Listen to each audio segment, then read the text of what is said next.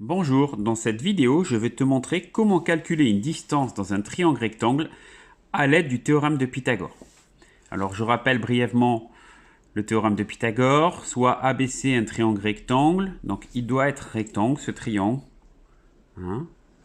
Donc ici j'ai décidé que c'est le côté A qui a un angle droit.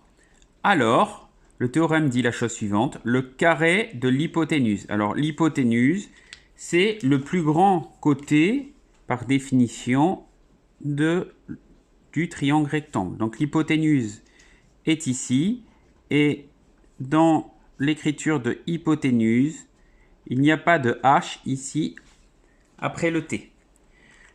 Alors le carré de l'hypoténuse est égal à la somme des carrés des deux autres côtés. Alors on peut dire aussi des longueurs, mais bon, on peut s'en passer. Donc BC carré est égal à, donc le carré de l'hypoténuse est égal à la somme du carré de cette longueur et du carré de cette longueur. Alors, je rappelle aussi ce qu'est le carré. Le carré d'un nombre, c'est ce nombre multiplié par lui-même. Donc ici, dans cet exemple, on nous donne un triangle ABC, rectangle en A, et on cherche à calculer la longueur BC, c'est-à-dire la longueur de l'hypoténuse. Donc il y a une petite condition à vérifier avant d'utiliser le théorème, c'est la chose suivante. Est-ce que le triangle est rectangle? Oui, c'est précisé dans l'énoncé. Donc il y a un petit peu de rédaction à faire dans ce type d'exercice. Donc on va commencer par écrire le triangle ABC est rectangle en A. Donc ça, c'est la condition. Il faut absolument l'écrire. C'est comme pour conduire une voiture. La condition, c'est d'avoir le permis.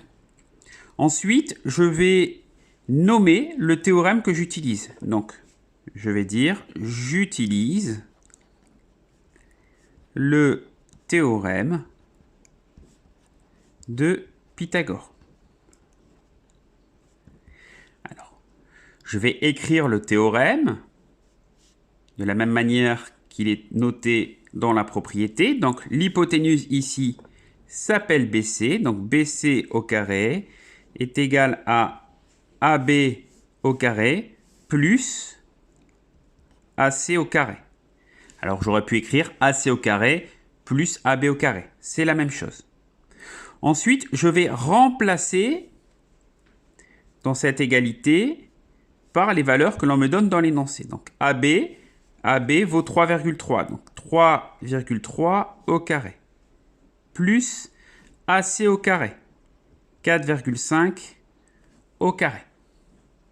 Alors, je vais prendre ma calculatrice. Et donc, je calcule 3,3 au carré. Donc, pour calculer 3,3 au carré avec votre calculatrice, il y a la possibilité d'appuyer sur la touche. Alors, je dessine la touche X avec un petit 2. Donc, vous tapez 3,3. Et ensuite, sur la touche carré. 3,3 au carré. Ce qui me donne 10,89. Je fais la même chose pour 4,5 au carré. Ça me donne 20,25. Alors pour calculer 3 au carré, vous avez aussi par exemple la possibilité, 3 au carré, c'est 3,3 fois 3,3. Donc maintenant, je vais additionner ces deux valeurs. Donc BC au carré égale ce qui me donne 31,14. Alors là, attention. Nous, dans cet exercice, on cherche la valeur de BC. Alors ici, pour calculer BC, on utilise le symbole suivant qui se lit racine carrée Vous remarquerez que ici, il n'y a plus le carré. Hein, le carré a disparu. Et autour du 31,14, je mets ce petit symbole. Ce petit symbole, vous apprendrez bien plus tard comment il fonctionne. Pour pouvoir calculer ceci, on a encore besoin de la calculatrice. Et là, il va falloir appuyer sur la touche seconde, sur la touche x au carré, et ensuite vous tapez la valeur dont vous voulez calculer la racine carrée. Donc ici, vous allez taper 31,14. Je le fais en même temps. Et on trouve 5. Alors, on trouve une valeur approchée de BC. On va trouver 5 environ 5,58.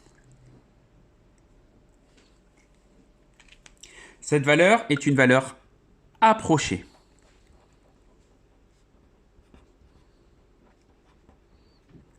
De BC, cette valeur-là est une valeur exacte de BC. Pourquoi une valeur approchée?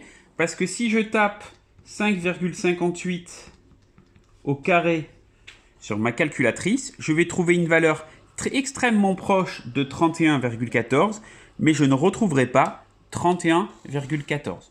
Voilà, j'espère que j'ai été clair. Je vous dis à bientôt dans une prochaine vidéo sur le théorème de Pythagore. Au revoir.